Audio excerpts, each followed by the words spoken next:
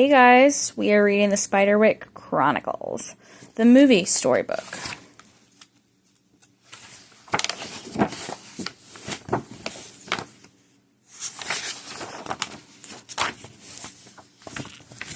So it actually has real pictures in it.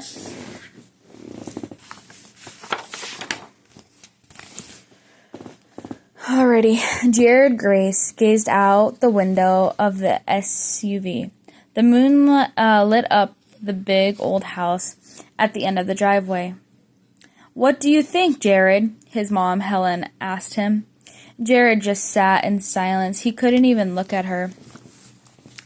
Helen got out of the car and headed towards the house. She knew the house wasn't perfect, but she was willing to give it a shot. Even Jared's big sister, Mallory,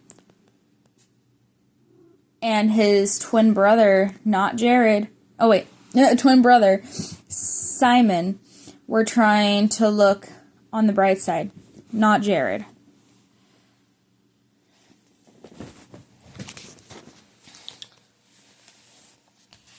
I hate when that's... Okay. Get out of the car, Mallory said, pointing her fencing sword at Jared. "I'm not going to let you keep acting like a jerk," she continued, lunging towards him with her sword. Trying to dodge her attack, Jared leaped out of the car and grabbed a stick off the ground. "I'll do whatever I want," he said. It was already dark, and Mallory and Simon started walking towards the house. Jared knew he'd eventually have to go inside, so he began dragging his feet up the driveway, and funny feeling came over him, like he was being watched. He turned around. Was there something in the woods?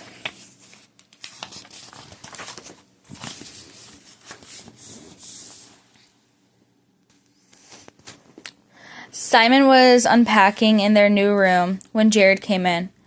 "Is that your nutty aunt?" Jared asked, pointing to the picture of the family on the wall. "The guy is Arthur Spiderwick. You know, our great-great-uncle," Simon explained. "The little girl is a nutty one. I mean, Lucinda, his daughter. She used to live here before they sent her away." Jared had heard the story. Aunt Lucinda told people that her father was abducted by goblins. Goblins? How ridiculous is that? After they finished unpacking, Helen started to make dinner. They discovered some pretty strange things in the kitchen cupboard. There were boxes and boxes of oatmeal, lots of salt in jars filled with honey and tomato sauce. Strange things are happening in the house, too. Helen was missing her car keys. Mallory was missing her fencing medal. And Jared was getting blamed for everything. "I didn't take the stupid medal," Jared protested.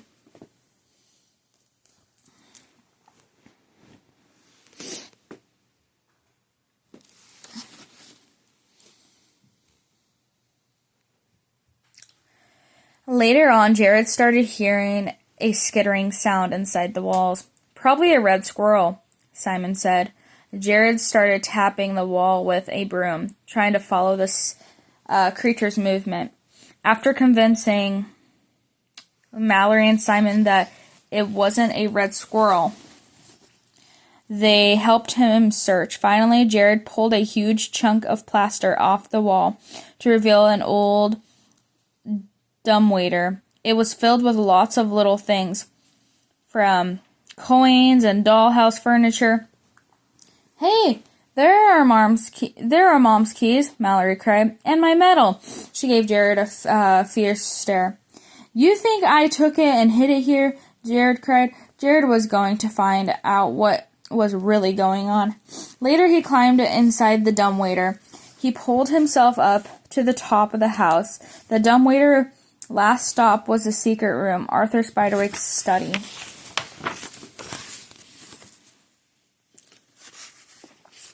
While exploring the dusty study, Jared found a very old leather-bound book. A wax seal held the cover shut. Jared read the note on the cover. Warning.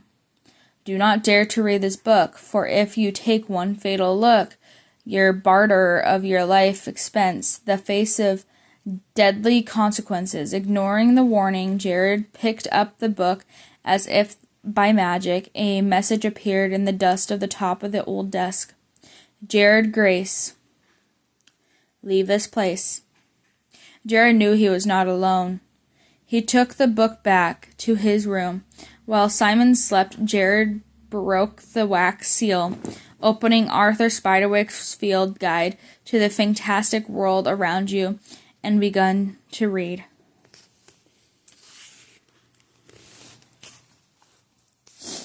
The pages were filled with drawings and descriptions of creatures that Jared had never seen or heard of in his life. But Arthur Spiderwick could see all kinds of fantastical creatures with a thing he called the Seeing Stone, and he recorded all of his findings in this book. The book was filled with information about spirits, pixies, folks, goblins, and other creatures. Strange things happened while Jared was reading. Something opened the latch on the cage holding Simon's mice. Jared heard an eerie howl in the woods. He thought he saw something small run across his room. But Jared kept reading. He was really interested in reading about creatures called a house brownie. Arthur Spiderwick said the brownies guarded the house where they lived. When brownies got angry, they turned into boggards. Boggards could cause a lot of trouble. Then Jared heard a loud scream. It was Mallory.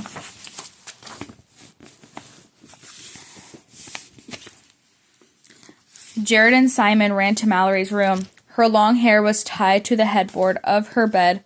Once again, she blamed Jared. After untangling, Mallory and the boys went back to their room. Jared showed Simon the book and pointed the picture of brownie named Thimblestack. This is what the living in the dumbwaiter, Jared said. I think it wants us to leave the house. Simon wasn't sure what to believe, but he was pretty sure nobody would believe Jared. Next day, Jared read more about the brownie.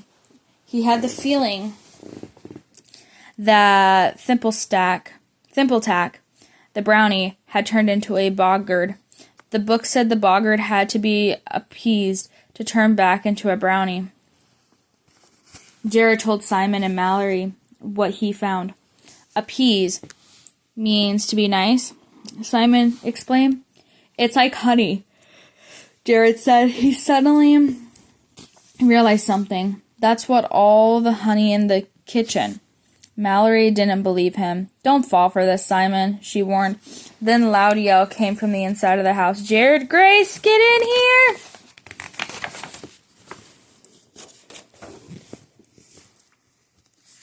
The kitchen was a huge mess. Food was splattered everywhere. Helen was sure Jared had done it because she was angry about the move. But Jared knew the truth. Thimbletack, the boggart, wanted him out of the house. He would keep causing trouble until he was appeased. Jared needed a plan, fast. Next morning, Jared took a birdhouse from one of the tree houses outside. He put some new, shiny things inside to replace the ones they had taken from the dumbwaiter. Then he took the birdhouse up to the secret study. He put it on the table and set the jar of honey and some crackers next to it. Sorry we wrecked your home, Jared said out loud, but I've made you a new one. We really are sorry. Maybe you could give Simon's mice back. Jared sat down. He waited and waited. Then he drifted off to sleep. The tickling of the mouse's whiskers woke him up. The mice were back.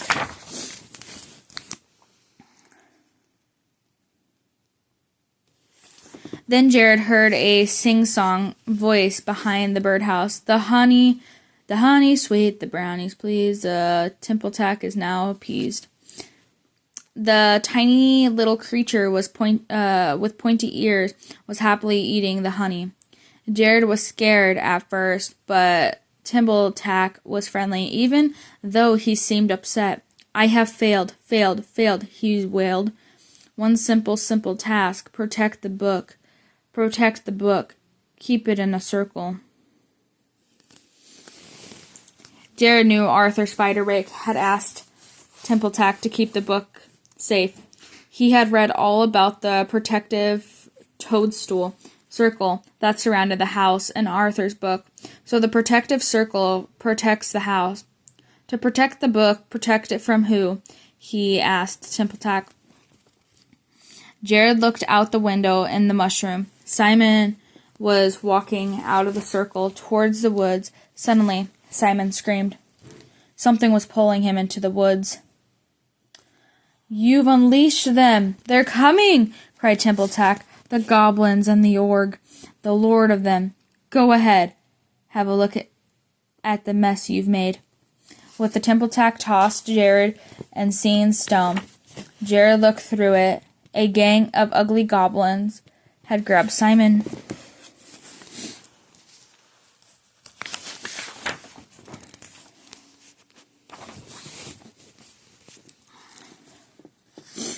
Jared grabbed the book and dashed out of the house into the woods. The goblins have trapped Simon in the cage. Jared watched, hidden in the trees, until, crunch, a chubby hobgoblin broke the silence. Chopping down on the small yellow bird, Jared looked up and saw the creature was trapped in the cage. Am I a hosquill? Am I here on a mission to destroy the orc, Malgrath, who killed my family? You can free me from the cage. Will you help me save my brother? Jared asked. Yes, we are all allies now, Hogsquill answered. Now drop the stone. You'll need both hands to fight the goblins, but I can't see them without. With that, Hogsquill split Jared's eyes. I have given you the sight, Hogsquill proclaimed. A gift that only hobgoblins have bestowed. His eyes were blurry at first, but when Jared wiped away the split, he could see the Hogsquill without using the seeing stone. Suddenly, the goblins began to chant, Mulgarath, Mulgarath. The wrinkled old man appeared. It was Mulgarath, the orc. He demanded that Simon gives him Arthur Spiderwick's book.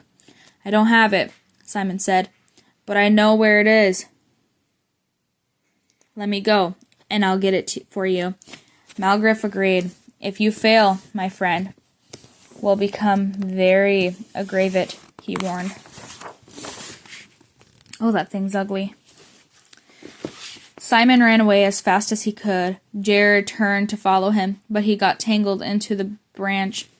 Down below, Malgrath began to transfer. He changed into a skinny old man to a huge ugly monster. He turned to face the goblin's leader. Recap. Follow him. Wait for him to give you the book, Malgrath growled. Then kill them. Kill them all. Jared caught up with Simon and warned him about what the orc had said. Simon was angry with Jared for causing all this. He grabbed the book from Jared, but in the struggle, it fell to the ground. Book, he yelled. Recap as swarms goblins began closing in. Grabbing the book, Jared and Simon ran for the circle. Jared knew they would be safe there, but when they reached the house, Mallory was outside. They tried to explain to her what was going on, but she didn't believe them. Suddenly, the goblin started to attack her. Jared gave her the seeing stone. Sure enough, she saw swarms of ugly goblins all around. She began fighting them off with her fencing sword. Finally, they all made it into the house. They were safe inside the circle for now.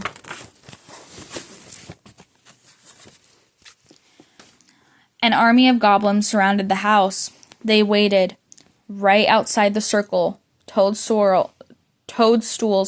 Melgraff showed up too. "What are those things? What do they want?" Mallory asked. "They want the book," Jared explained. "Then just give it to them," she said angrily. "No," cried a voice. "Goblins must not have the book.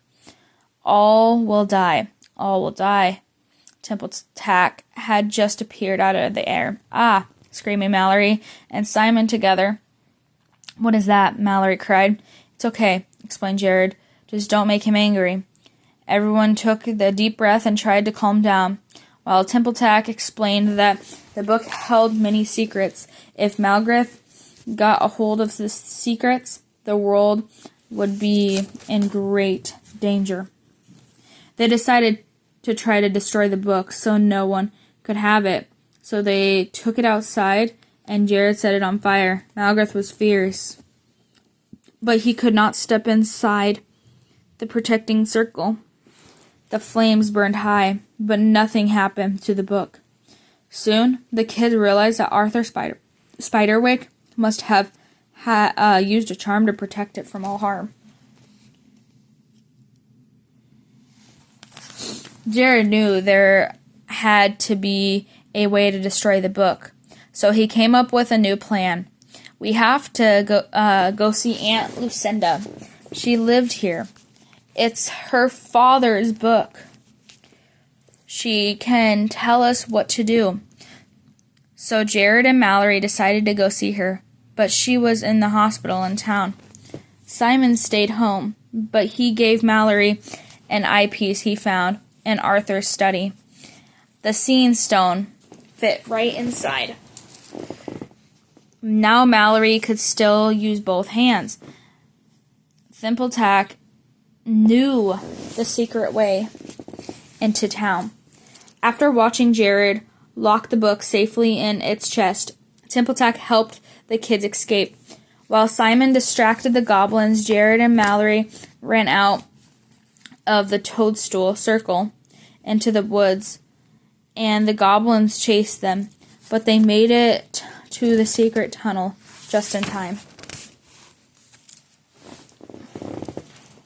As Jared and Mallory raced through the tunnel, they began to hear the thundering of the footsteps and the hissing sound of something breathing heavily.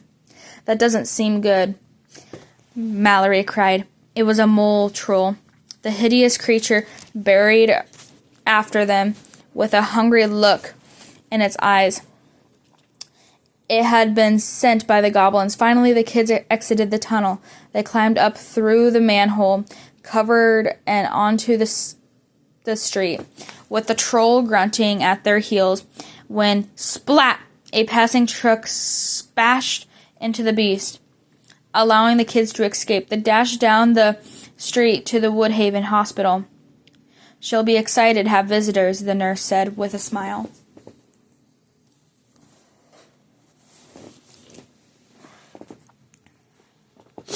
Aunt Lucinda was sitting outside, surrounded by a pretty little spirits.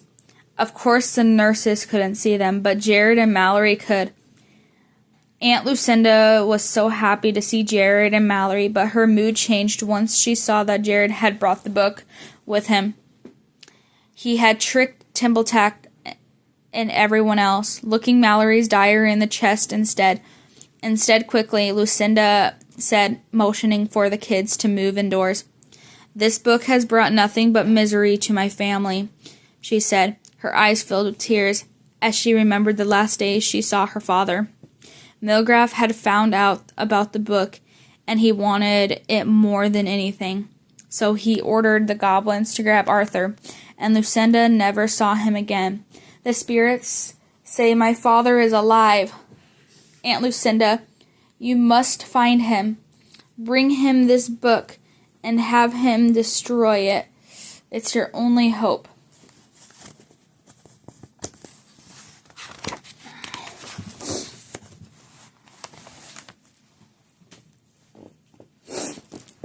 Just then, Redcap came crashing through the window. He clawed at the book, tearing off a few pages. Aunt Lucinda quickly grabbed some salt from the circle, she always kept surrounding her bed and threw a handful in Redcap's face. He shrieked and ran away. At the moment, their mother showed up at the hospital, and she was fierce. Having spotted her kids running through town, she left her first day of work early to follow them. She was angry and confused in the car. Jared told her all about the book and the org. Even Mallory backed him up, but Helen didn't believe any of it. Do you think I don't see what's going on here? You hate the house and you want to go back to New York. But that's not going to happen, Helen told them. As she pulled up to the house after dropping them off, she went back to work. Jared and Mallory returned to find Simon in the kitchen, filling the bags with a combination of goblin defense, tomato sauce, salt, and oatmeal. All the things that goblins hate. While the kids were planning their next move, Redcap brought Malgriff the pages of the book he had managed to steal. The org read them carefully. Though he was angry that he didn't have the whole book, he was pleasantly surprised to learn how to break the spell of the protective circle. When the moon rises, the book will be mine, he howled. Luckily, Hogsquill was watching from the tree branch. He swallowed the rest of the juicy bird he was eating and ran straight to the house where Jared and Malgriff's plan. Hogsquill gave both Mallory and Simon the sight, then ran outside, where the dozen birdhouses dangled from the treehouse.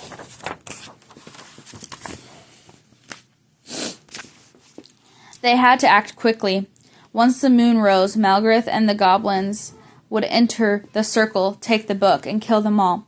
Jared thought he knew how to find Arthur Spiderwick. In the guide, he had come across a creature that was Arthur's loyal companion, a griffin. He summoned the griffin with a special call he had read about in the book. Arthur's companion arrived, and the kids climbed on the griffin's back and flew off to the hidden glade between the mountains. Aunt Lucinda was right. Arthur Spiderwick was alive, surrounded by thousands of tiny creatures called simps, who made him forget how much time had passed to keep him enchanted with their magical singing. I can't help you, Arthur told Jared. You read the book. You have the knowledge. Use it, Malgriff.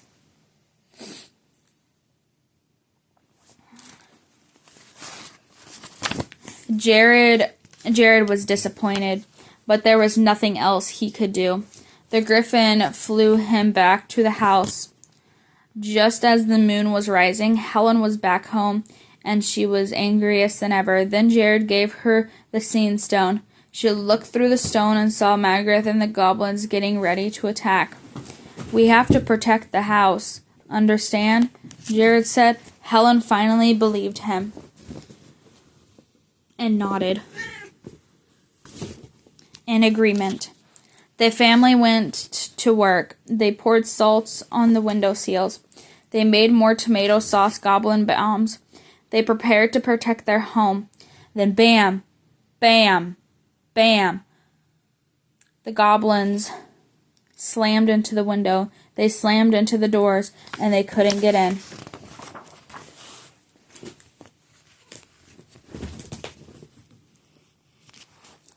But the goblins wouldn't give up. They broke through the roof, pushing holes through the basement, and broke the ceiling. Jared hurled goblins' defenses at them in lightning speed. Mallory sprayed them with the salt water, but the goblins kept coming. The family barricaded themselves into the kitchen. What do we do? Jared wailed. This won't hold for long. Simon looked at all the jars of tomato sauce. He looked at the oven. He had an idea. Slam! Moments later, Malgriff and the goblins broke through the kitchen door. But Jared and his family were nowhere in sight. Boom! The oven exploded, shooting tomato sauce all over the kitchen. The goblins screamed, and the sauce covered them, scorching their skin. Then all of a sudden, everything got quiet. Jared and his family crawled out of their hiding place. Jared still held the book tightly. "Book safe?" Timbletack asked. "Book safe," said Jared, smiling. But the fight was not over yet. The tomato sauce had not stopped Malgriff. "Give me the book!" he bellowed. Jared jumped into the dumbwaiter. He pulled himself up to the secret study. Malgriff transformed into a snake and slithered his way up through the wall after Jared. Jared continued to climb up through the house until he escaped onto the roof. Malgriff transformed back into his own orc form and bursted through the roof. He swiped at Jared, trying to grab the book. There was nowhere else for Jared to go. He was trapped.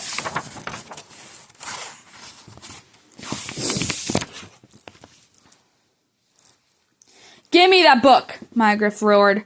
Climbing closer and closer, Jared looked around. Below him were groves of trees and birdhouses. He could see Hogsquill in one of the houses, munching on a bird. Then Jared had a thought. Malgriff could transform into any form he wanted, just maybe. "You want the book? Go get it," Jared yelled. He tossed the book off the roof towards the trees where the birdhouses sat. With a cry, Malgriff transformed into a crow and zoomed after the book, hoping to catch it. He extended his arms talon and crunched. Hogsquill reached out and grabbed the crow. He ate Malgriff in one gulp. Hogsquill burped. "Oh, that one was nasty." The book was finally safe. Hogsquill cried. Jared, "You did it! You killed Malgriff! The taste of vengeance is sweet." "I could still taste it a little," Hogsquill cheered, licking his fingers clean. With the goblins gone, the family brought Aunt Lucinda back to the house. She ended up staying long. The Semps brought Arthur back to see his daughter, and she decided to go back to the Glad with her father. Jared smiled. Living in the Spiderwick house didn't seem so horrible anymore. After all, there was a fantastical world just waiting to be explored. And that is the end of this book. Thank you guys for listening, and you guys have a wonderful day. And that is the Spiderwick Chronicles.